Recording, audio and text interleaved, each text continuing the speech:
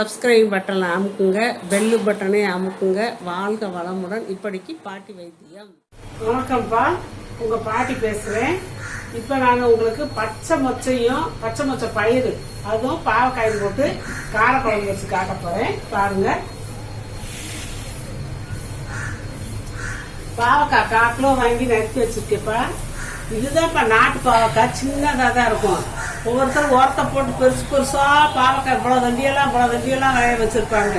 பிஞ்சாக தான் இருக்கும். இருந்தாலும் எனக்கு அது பிடிக்காது. அது மருந்து போட்டு அப்படி விளைய வச்சுருப்பாங்கன்ட்டு நான் இப்படி இந்த இவ்வளோ வண்டியில் இருக்க பிஞ்சு பாவக்காயை பார்த்து வாங்கி வச்சுருக்கேன்.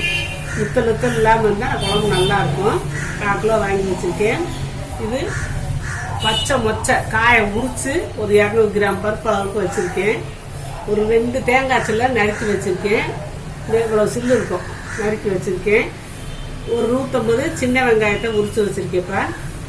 தாளிக்கிறதுக்கு ஒரு 4-5 வெங்காயம் இது பொடியாக நறுக்கி அப்புறமேல் தாளிச்சிருக்கேன் குழம்பு ஆன பிறகு.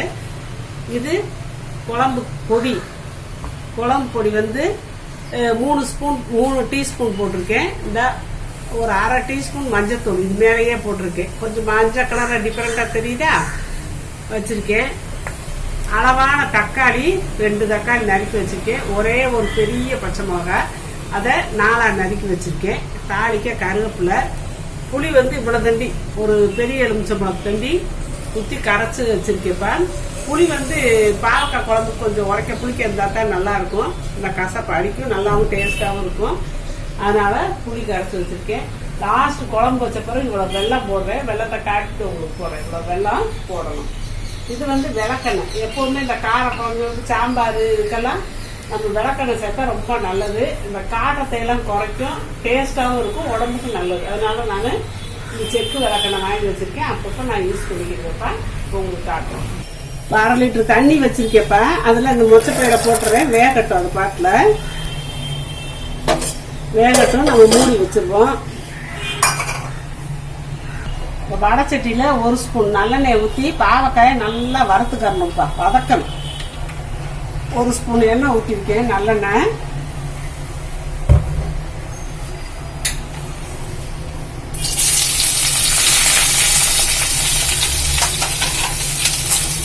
இந்த பாவக்காயை வதக்கி போட்டாதான் நல்லா டேஸ்டாக இருக்கும். அதனால எண்ணெயில் நிதானமாக கூட தீய வச்சுட்டு நல்லா பொறுமையாக நம்ம வறுத்துக்கலாம். அந்த பக்கம் மொச்சப்பயிறு வேகுது. நம்ம அரைக்கிறதுக்கு ரெடி பண்ணி அரைச்சிக்கலாம். இது கொஞ்சம் அடுப்பை குறைச்சி வச்சுட்டு அது வாட்டில் வதங்கி இருக்கட்டும். ஊட நம்ம செஞ்சு விட்டுக்கலாம்.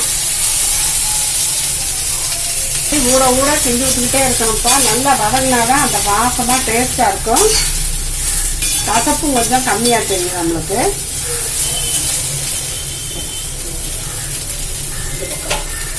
இப்போ இந்த தேங்காயமும் வெங்காயத்தையும் மட்டும் நம்ம அரைச்சிக்கலாம். கூட கொஞ்சோண்டு ஒரு 1/2 ஸ்பூனு சோம்பு போட்டுக்கிறேன். அது சோம்பு போட்டால் நல்லா டேஸ்டாக இருக்கும் கொஞ்சம். இப்போ தண்ணியை ஊற்றி நான் அரைச்சிக்கிறேன்.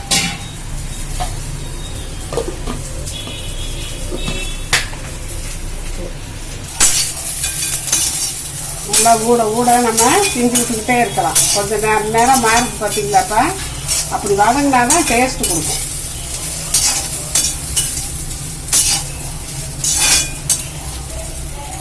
இப்போ அரைச்சாச்சுப்பா. தேங்காய் வெங்காயத்தை நல்லா அரைச்சாச்சு. இது கூட இந்த தக்காளி பச்சை மிளகாயை போட்டுடலாம். இந்த மஞ்சள் பொடியும் குழம்பு பொடியும் போட்டுடலாம்.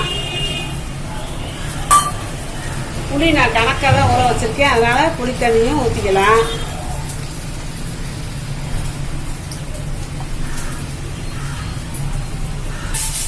இது இன்னும் கொஞ்சம் வதக்கிக்கலாம்ப்பா. பாவக்காயை போதும் உங்களுக்குலாம். இந்த காக்கிட்டு நம்ம தூக்கி உள்ளே போட்டுடலாம்.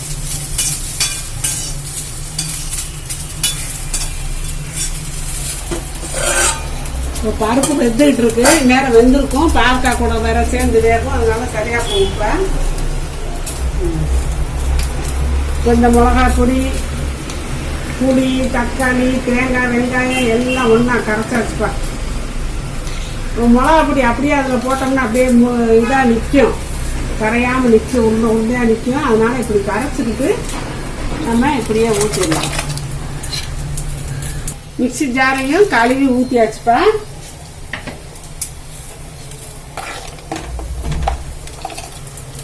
இன்னும் கூட கொஞ்சம் தண்ணி ஊற்றிக்கலாம்.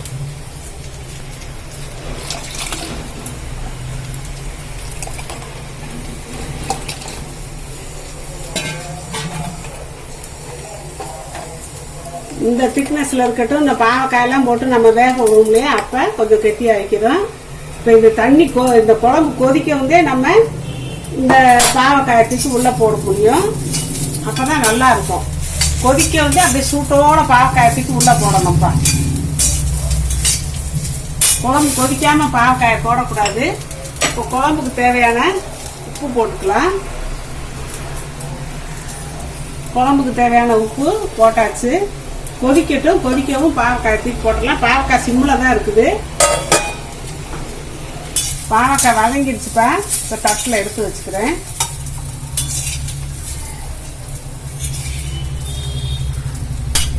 இந்த அளவுக்கு பாவக்காய் வெந்தால் நல்லா வாசமாக இருக்கும் குழம்பு. அப்படியே பச்சையெல்லாம் போட்டுறக்கூடாது, டேஸ்ட் இருக்காது. சின்ன பசங்க கூட நல்லா சாப்பிடுவாங்கப்பா.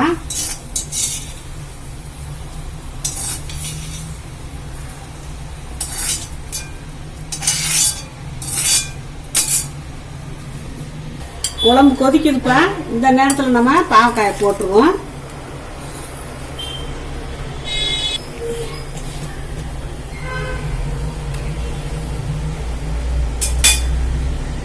ஒரு 5-6 நிமிஷம் கொதிக்கட்டும்ப்பா. மூடி வச்சிருவோம். வெந்துக்கிட்டு இருக்குப்பா. ஒரு 3/4 வாசி வெந்திருக்கும். தக்காளி எல்லாம் நல்லா குழஞ்சிருச்சு. இப்போ நம்ம இந்த விளக்கெண்ணையை 1 ஸ்பூன் அளவுக்கு இப்படி பச்சை விளக்கெண்ணையை அப்படி ஊற்றிடணும்.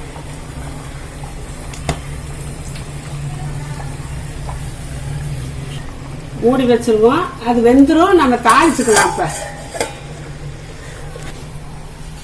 இந்த அடுப்புலப்பா குழம்பு இந்த சிம்மில் கொதிச்சுக்கிட்டே இருக்கட்டும். நம்ம தாளிச்சிருவோம்.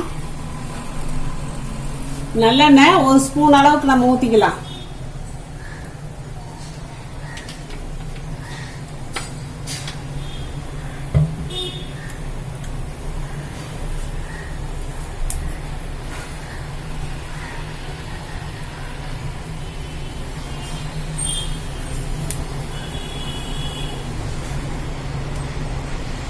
கடுகு போட்டாச்சு.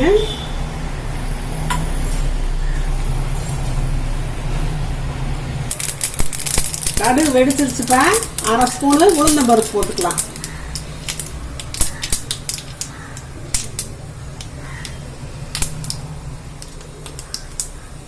இப்போ நறுக்கி வச்ச வெங்காயத்தை போட்டாச்சு.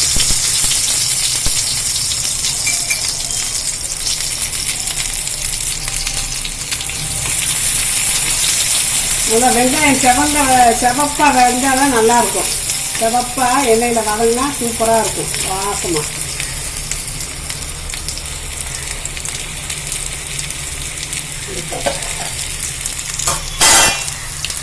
வெங்காயம் வதங்கிட்டு இருக்கப்ப இங்கே கொஞ்சோண்டு வெல்லம் போடுறேன். எங்கள் அம்மா எல்லாம் சொல்லுவாங்க, பாவக்காய் வந்து பித்தம், அதில் கொஞ்சம் வெல்லம் போட்டால் அந்த பித்தத்தை அடிச்சிருவோம்னு சொல்லுவாங்க. எனக்கு என்ன தெரியல, அம்மா எங்கள் பாட்டி செஞ்ச மாதிரி நான் செஞ்சுக்கிட்டு இருக்கேன்.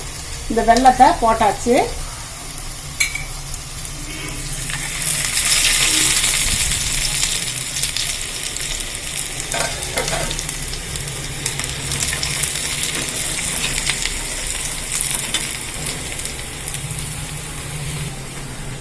கருவேப்பிலையை போட்டாச்சுப்பா.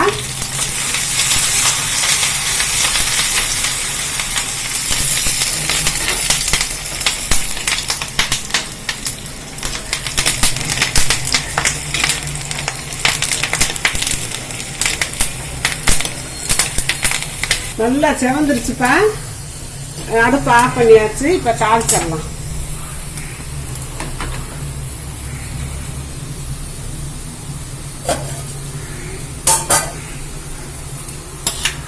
நல்லா போட்டால் நல்லா வாசமாக இருக்கும் குழம்பு.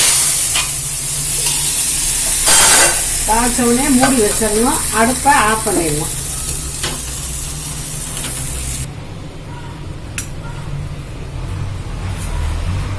இப்போ குழம்ப தாளிச்சு 1 நிமிஷம் ஆகுது, அப்பவும் கொதிச்சுக்கிட்டே இருக்கு பார்த்தீங்களாப்பா. இதுதான்ப்பா பாவக்காய் பச்சை மொச்சை காரக்குழம்பு. சூப்பராக இருக்கும்ப்பா. கொண்டான்னு நானும் எனக்கு இந்த அளவு இருந்தால் போதும்னு வச்சுருக்கேன். நீங்கள் இதை விட நீங்கள் தண்ணி ஊற்ற வேண்டாம், இன்னும் கொஞ்சம் திக்காக வைக்கிறதுனாலும் வச்சுக்கோங்க. நல்லா பாவக்காய் பச்சை மொச்சையெல்லாம் நல்லா அழகாக வெந்துருச்சு, சூப்பராக வெந்துருச்சு. இந்த பாருங்க நசுங்கிச்சா, பாவக்காய் தொட்டா சுடும், ஆனால் வெந்துருச்சு. இப்போ பச்சை மொச்சை பாவக்காயெல்லாம் இப்போ சீசன்ப்பா. இந்த சீசனில் நம்ம இந்த குழம்பு வச்சோம்னா சூப்பராக இருக்கும். இந்த பனி காலத்துக்கும் இந்த பச்சை மொச்சை இப்போ அப்படியே விளைஞ்சு வர்றது. பச்சை மொச்சை வந்து மற்ற காலத்துலலாம் விற்கும், அதெல்லாம் நல்லா இருக்காது. இப்போ மே ஜூன் மாதத்துலலாம் பச்சை மொச்சை கிடைக்கும், அதெல்லாம் உரிச்சு வச்சா இந்த வாசம் இருக்காது, அது செயற்கையாக விளைவிக்கும். இந்த சீசனில் நம்ம மார்ச் ஒரு 10-15 வரைக்கும் அந்த இருக்கிற பச்சை மொச்சைகள்லாம் ரொம்ப சூப்பராக இருக்கும். பாவக்காயும் அந்த சமயத்தில் நல்லா தளன்னு விளைஞ்சு வரும்.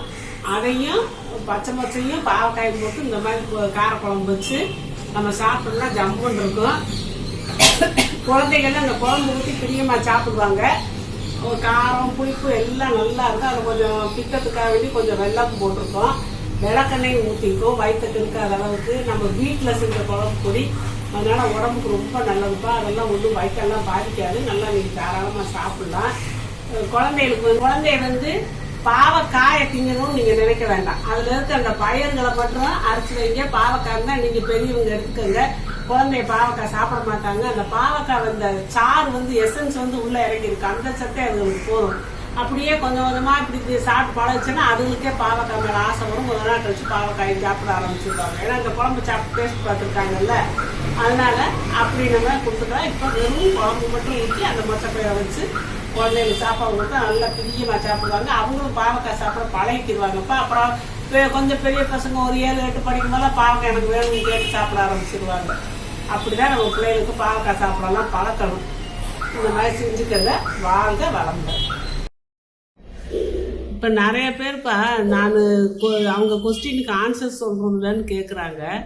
சொல்லிக்கிட்டு தான் இருக்கேன். நான் அதுக்குன்னு சொல்லி பார்வையாளர்கள் கேள்வி பதில் நான் போட்டிருக்கேன், அதை பார்த்துக்கோங்கப்பா. அதை பார்த்தீங்கன்னா உங்களுக்கு தெரியும். நான் வரிசையாக கேள்வி பதில் போட்டுக்கிட்டே இருக்கேன். அதில் போட்டு பார்த்தீங்கன்னா நீங்கள் கேட்ட கேள்விக்கெல்லாம் நான் பதில் சொல்லிடுறேன்ப்பா. அதை கட்டாயம் நீங்கள் பார்த்து தெரிஞ்சுக்கோங்க. சப்ஸ்கிரைப் பட்டனை அமுக்குங்க, பெல்லு பட்டனை அமுக்குங்க. வாழ்க வளமுடன். இப்படிக்கு பாட்டி வைத்தியம்.